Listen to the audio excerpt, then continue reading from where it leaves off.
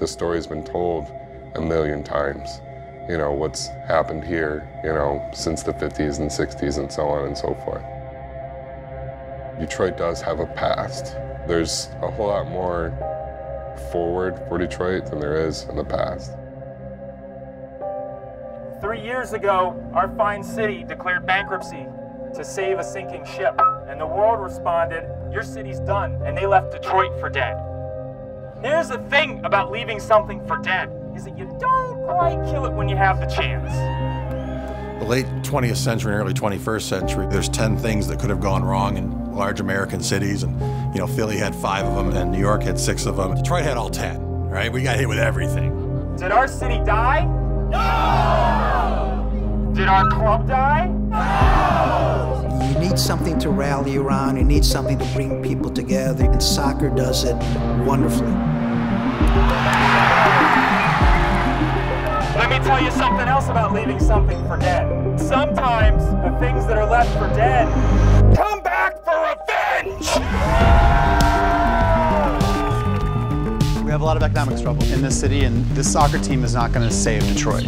I wouldn't even say Detroit needs to be saved, but as a way to bring together folks in the city, we're making a small impact. People that follow this team, they're not going anywhere.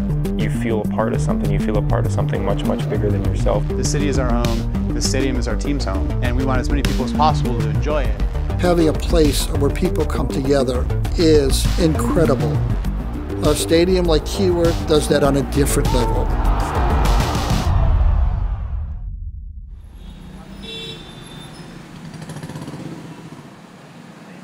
I moved to Michigan in 2010, and I wasn't working for about a year after moving up here. And I was doing something on my laptop, and I could hear in the background, I just had the TV on, and I could hear this roar. Went over to it, and it was a Champions League match, but they were just pouring their heart out for this club, and I'm like, why can't I feel like that? What's going on that I'm not a part of? So I started doing research, and Detroit City FC came up the announcement for them. So the seeds for Detroit City FC were sort of wild talks about what if we started a minor league team in Detroit, and we started doing some research. And if we got a couple hundred people at these games, we would break even, and that's all we want to do. The first game comes, and 1,200 people show up. It grew way, way faster than he thought it would. We saw people in the parking lot standing up on parking blocks, looking over the fence, watching the game. And we had to start turning people away. And it was at that moment that we started to have conversations internally about where do we go next.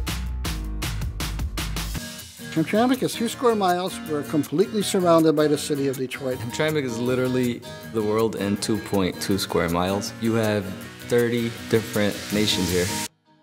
You need something to rally around, you need something to bring people together, and soccer does it wonderfully. It's ongoing at Keyworth. Keyworth Stadium is an extremely important structure historically in this town. It had so much history, and it was truly threatened. The east side of the stadium was condemned. The maintenance department, Hamtramck Public Schools, tried our best, but it's a poor community, and it fell into disrepair. It's an 80-year-old place. Keyworth Stadium deserved to be saved because of the history, because of what it meant to the community, and also because it's like the only soccer pitch in the city of Detroit. The problem with Keyworth Stadium is it's about 80 years old, and it needed about $1 million of work. To make the stadium usable, we had to raise significant money. And we're a minor league soccer team. Like, we don't have a lot of assets to borrow against, and we're just normal guys with normal jobs. And so we turn to our greatest asset, and that's our supporters. Northern Guard is the supporter group for Detroit City FC. Typically, before the season starts, we have a meeting with the ownership. So they had one of those, and they kind of just said, hey, we're probably going to launch this community partnership to fund Keyworth.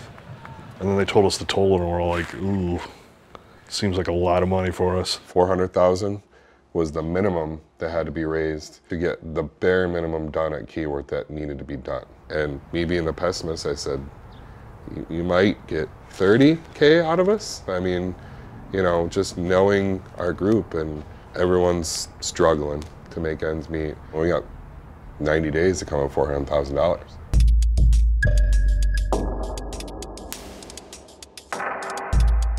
We just spread the word, started beating the bushes, and like save your beer cans and donate to Keyworth. I know myself, my money came from not replacing a windshield in my truck. I mean, everybody made sacrifices. There was a little bit of a lag between the counter on the website and what was actually in the bank. I mean, it was like refresh. Like, I don't know what I thought was magically going to happen. We were pushing and it wasn't, we didn't see it, and we're like, okay, well, we topped out. And then all of a sudden, like every 2 days it was going up $100,000, and we're like, are you kidding me? And then, we started, well, if we keep going, we could possibly pull this off.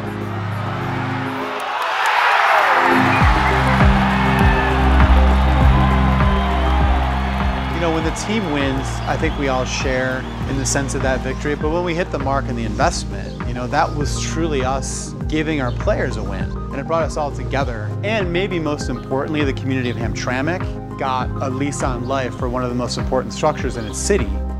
It's an anchor. Families are less likely to move out. I mean, the kids, I want to play in that new stadium. It makes the community extremely better. A stadium like Keyworth brings all kinds of people together because bigotry and hatred is based on fear. And fear is based on ignorance. When you get to know somebody and interact with each other and understand each other and get used to doing that, it has an enormous impact. There's somebody from every group represented inside of our community. A lot of our people weren't soccer fans to begin with. You come to a soccer match and you find a family, and that's what I think has really made people drawn to what's going on here.